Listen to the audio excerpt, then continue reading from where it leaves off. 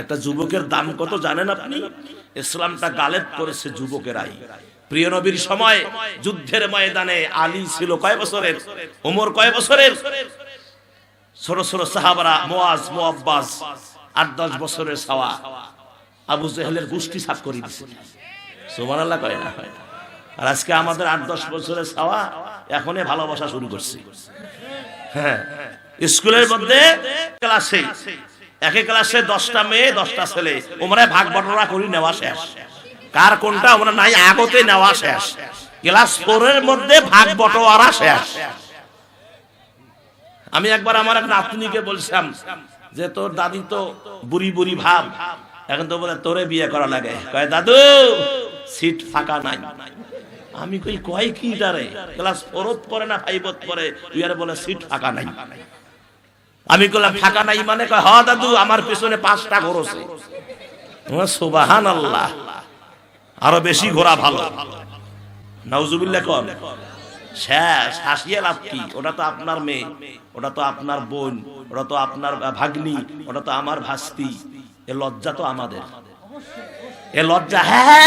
হাসলেন খোঁজ নিয়ে দেখো, ওই লজ্জা হলো আমাদের।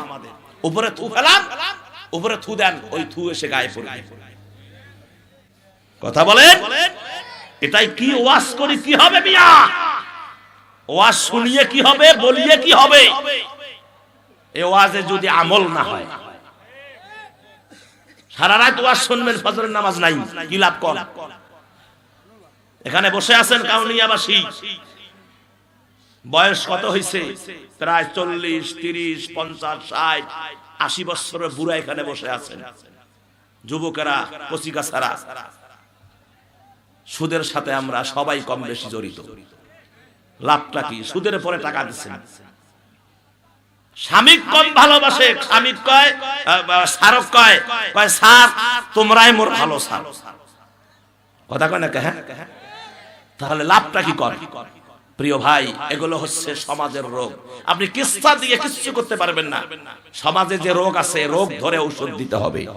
সুদ ছেড়ে দিতে হবে, ঘুষ ছেড়ে দিতে হবে। সে যেই হোক না কেন, সে ক্ষমতায় আছে, কি হয়েছে, তাকে ঘুষ দিতে হবে। এই যে আপনার রৌমারিতে একজন মন্ত্রী নাকি আছে, আমার ভাইজান, সুদের টাকা ঘুষ দিছে চাকরির জন্য। ঘুষের টাকা আজকের নিউজ, ঘুষের টাকা আনতে গেছে, চাইতে গেছে, ওকে বাড়িতে বেধড়ক পিটন পিটাইছে। বেয়াদব, ঘুষ দিছো আমাকে, আবার টাকা চাইতে আসছো। তাহলে সমাজ কি হবে?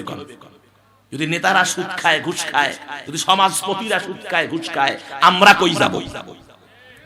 এজন্য ঐক্যবদ্ধ হয়ে সরকারের প্রশাসনের মাধ্যমে, চেয়ারম্যান মেম্বারের মাধ্যমে ঐক্যবদ্ধ হয়ে সমাজ থেকে, গ্রাম থেকে সুদকে চিরতরে লাথি মেরে ফেলিয়ে দিতে হবে, জমিনে দাফন করে দিতে হবে। কথা বলেন, বাল্য বিবাহ জমিনে দাফন করে দিতে হবে। কথা বলেন, চুরি ডাকাতি, জিনা ব্যভিচার, ইয়াবা, মদ, গাঁজা, ফেন্সিডিল, তারপরে বাবা মা যা আছে, এখন শুনতেছি বিসি বলে বেড়াইছে। সুবহানাল্লাহ, এখন নাম বেড়াইছে বিসি। এগুলোকে চেয়ারম্যান মেম্বার, কাউনিয়া থানার ওসি সাহেবের সহযোগিতায় এগুলোকে দাফন করতে হবে এই জমিনের নিচে। কথা বলে ঠিক কিনা? আমার ভাইরা, সরকারের কোনো দোষ নাই। সরকার একাই দেশ চালাতে পারবে না যদি জনগণ সহযোগিতা না করে। যদি এমনি পাওয়ার দেখা, সেটা আলাদা ব্যাপার। কিন্তু দেশ সুষ্ঠুভাবে চলতে গেলে জনগণের সহযোগিতা লাগবে। পুলিশ একাই থানা চালাতে পারবে না যদি জনগণ পুলিশকে সহযোগিতা না করে। কথা বলেন। বেদে আমার মুসলমান ভাইয়েরা, প্রশংসা কার? জোরে কোন আল্লাহ।